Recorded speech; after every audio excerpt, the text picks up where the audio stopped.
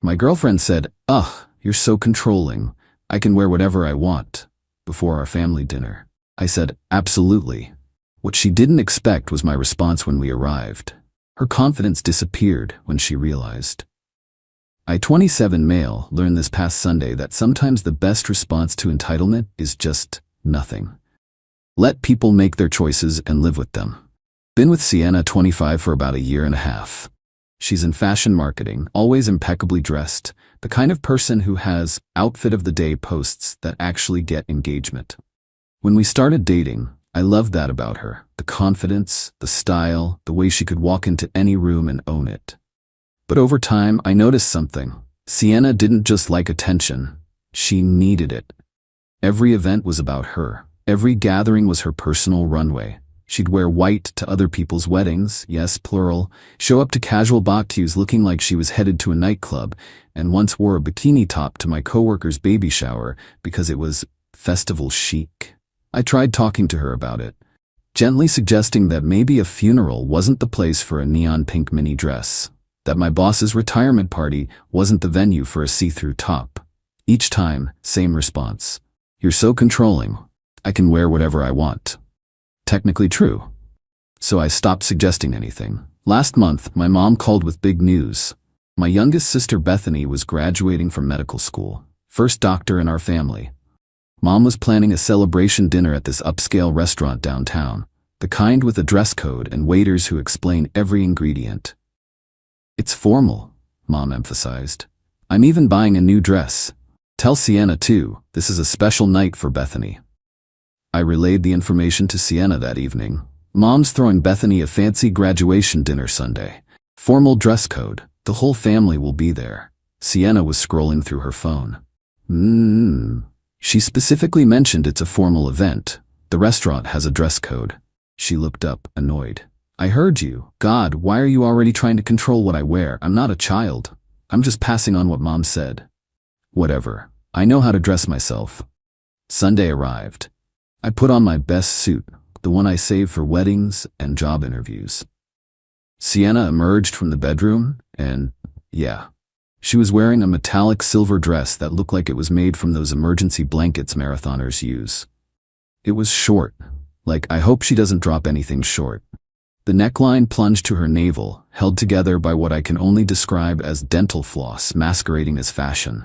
Platform heels that added 6 inches. Her makeup was full Instagram baddie, fake lashes so long they had their own weather system. She looked like she was heading to a music video shoot, not a family dinner. "Ready?" she asked, grabbing her tiny purse. I could have said something. Previous me would have. Instead, "Absolutely, you look memorable." She preened. "I know, right? Your family's gonna die. This dress cost more than some people's rent. I'm sure they'll have strong reactions." The drive was quiet. Sienna was taking selfies, adjusting her dress, checking her angles. I was thinking about my sister, the one who studied for 8 years, survived residency, and was about to start her career saving lives. We arrived at the restaurant, valet parking. The doorman, the kind of place where they pull your chair out for you. Through the windows, I could see my family already gathered at a long table. Mom in an elegant navy dress. Dad in his good suit. Bethany in a beautiful burgundy cocktail dress, looking every bit the accomplished doctor. "After you," I said, holding the door. Sienna strutted in like it was her personal catwalk. The hostess did a visible double take. "Are you with the Morrison party?" "Yes," I confirmed. The walk to our table felt like it took forever. The restaurant went quiet.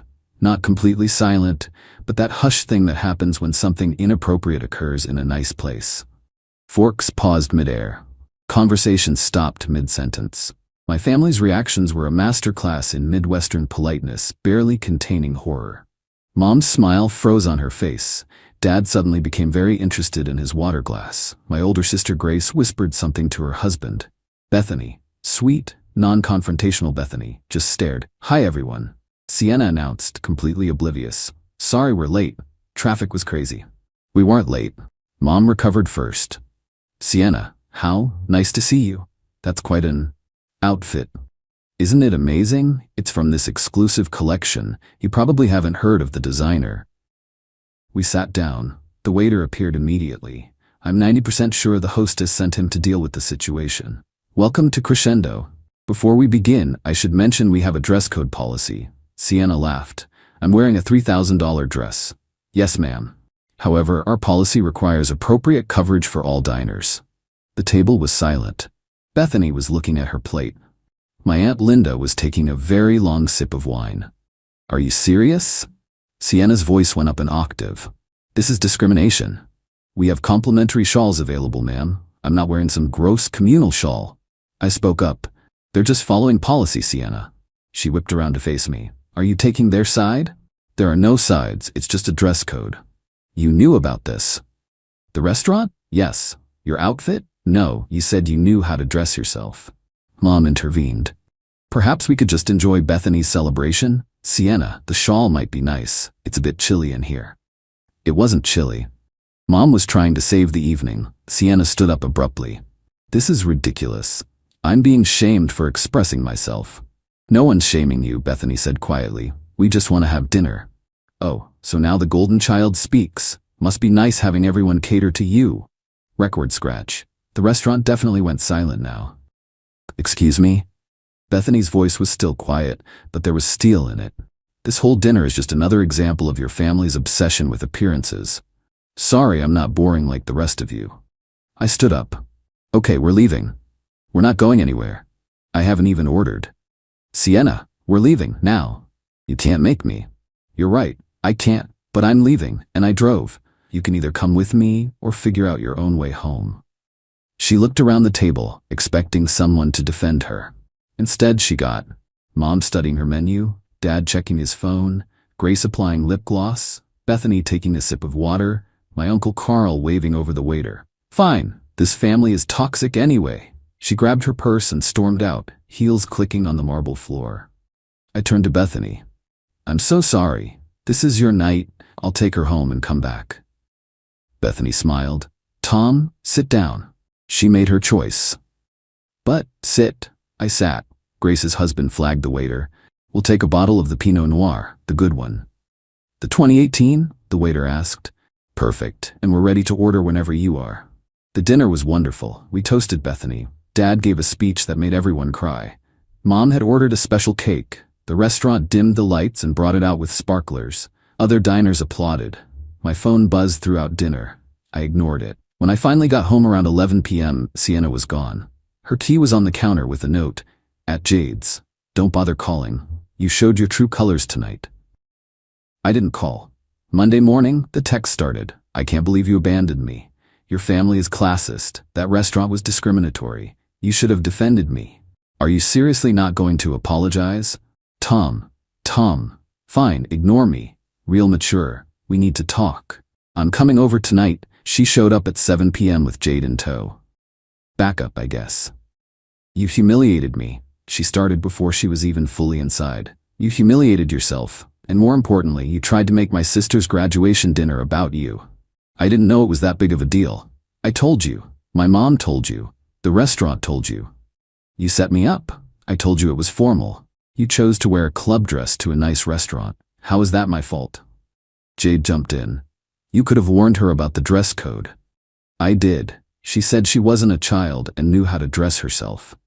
That's not the same as saying there's a specific dress code. Actually, it's exactly the same. I said formal. The restaurant has a dress code. These are standard things adults understand. Sienna was rage-crying now. You're so controlling. You probably wanted this to happen. No, I wanted to celebrate my sister becoming a doctor. You wanted attention. You got it. I'm done. We're over. You're gonna regret this. Okay? She blinked. Okay? That's it? What do you want me to say? You made everything about you, insulted my family, called my sister the golden child at her own graduation dinner, and now you're in my apartment yelling at me. Yeah, okay. We're done. She grabbed her things. She'd been slowly moving stuff in while Jade glared at me from the doorway. As they left, Jade said, she deserves better than you.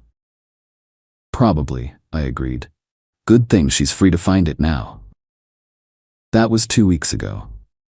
Since then, I've heard through mutual friends that Sienna's been telling everyone I'm controlling and manipulative, that I set her up to fail at the dinner. What she leaves out is the part where she insulted a newly graduated doctor at her own celebration. But here's the thing. I don't care what she tells people. The ones who matter know the truth. Bethany texted me the next day. Thank you for handling that so well. Also, Mom wants to know if you're bringing anyone to Thanksgiving. Someone who understands the phrase appropriate attire preferred. My mom called too. I'm proud of how you handled that, honey. Though next time, maybe check her outfit before you leave the house. There won't be a next time, Mom. At least not with her. Good. Sometimes the best thing you can do is nothing. Just let people show themselves. Sienna wanted to wear whatever she wanted. She did. She got exactly what she asked for, complete freedom to make her own choices, and the freedom to live with the consequences. Update. Thought I was done with this story, but the entitlement escalated in ways I didn't see coming. Buckle up. After the breakup, I blocked Sienna on everything and moved on with my life. Started playing in a rec league basketball team, caught up with friends I'd neglected, even went on a couple casual dates. Life was good. Then last week I got a call from my credit card company about unusual charges. Someone had tried to buy $4,000 worth of designer clothes online using my card. Shipping address? Sienna's friend Jade's apartment. Yeah, she kept my credit card info from when I'd let her use it for emergencies. I disputed the charges, canceled the card, and filed a police report for fraud. The detective said it was pretty open and shut since the shipping address wasn't mine, and I had proof the relationship ended weeks ago. But Sienna wasn't done. 2 days later, I got an email from her at my work email. Tom, I've been thinking about our relationship and realized you owe me compensation. I invested 1.5 years of my life in us. I turned down opportunities because I was committed to you. I decorated your apartment. I enhanced your social life. After careful calculation, you owe me $50,000 for my time and emotional labor. This is non-negotiable. Payment plan attached. She attached an actual invoice with line items, including relationship management, $15,000, social enhancement services, $8,000, aesthetic improvements to living space, $5,000, emotional support, $10,000, event planning and coordination, $7,000, opportunity cost, $5,000. I forwarded it to my lawyer friend who laughed for 5 solid minutes. But the best part, she CC'd my boss and HR, and somehow found my mom's work email and CC'd her too. My boss called me into his office. Morrison, what the hell is this? I explained the situation. He shook his head. Your ex is creative, I'll give her that. Also insane. You need a restraining order. HR was less amused. They had to document everything because she'd involved the company. The legal department got involved when she sent a follow-up email threatening to sue the company for enabling emotional abuse by employing a narcissist. My mom's reaction was legendary. She hit reply all and sent, Sienna, thank you for the invoice. I've prepared my own. Ruining Bethany's graduation dinner. $5,000. Therapy for family after witnessing your behavior. $3,000. Dry cleaning for restaurant shawl you called gross. $50. Teaching my son to recognize red flags. Priceless. Please remit payment immediately. Best, Mrs. Morrison.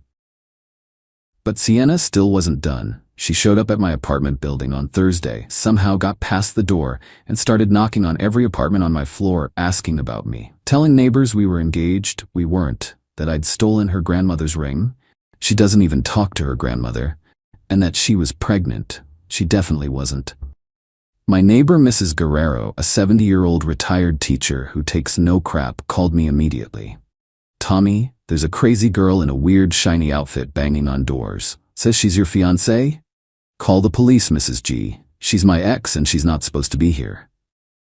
Already did, honey? Just wanted to give you a heads up. Also, she's wearing a metallic jumpsuit to a residential building on a Thursday afternoon. By the time I got home, the police had already removed her. She'd apparently told them she lived there, but couldn't produce a key, ID with the address, or any proof.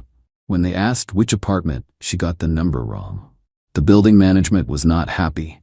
They issued a no trespass order and circulated her photo to all staff. Friday morning, I woke up to find my car keyed. But here's the thing. I park in a gated garage with cameras, crystal clear footage of Sienna in yet another metallic outfit, Girl had a theme, keying my car at 3 a.m.